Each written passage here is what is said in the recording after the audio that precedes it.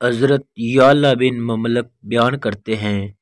کہ انہوں نے سلمہ رضی اللہ تعالیٰ عنہا سے رسول اللہ صلی اللہ علیہ وآلہ وسلم کی قرات کے بارے میں پوچھا، یعنی آپ کلام اللہ کو کیوں کر پڑھتے تھے، اور آپ کی نماز کے بارے میں پوچھا تو انہوں نے کہا، تمہیں آپ کی نماز سے کیا سروکار،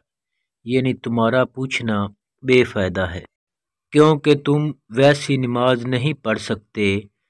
آپ صلی اللہ علیہ وآلہ وسلم نماز پڑھتے تھے، پھر سو رہتے، جتنی دیر نماز پڑھی،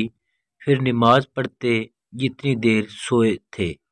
پھر سوتے، جتنی دیر نماز پڑھی ہوتی، حتیٰ کہ صبح ہو جاتی۔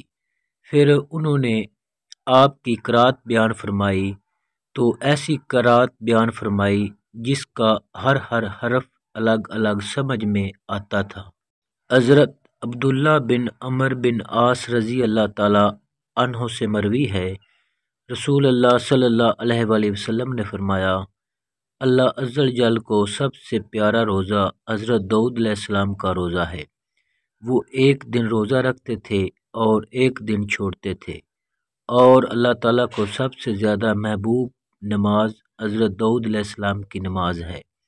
وہ نصف رات سوتے تھے، تہائی رات نماز پڑھتے تھے، اور پھر رات کا چوتھا حصہ سوتے تھے۔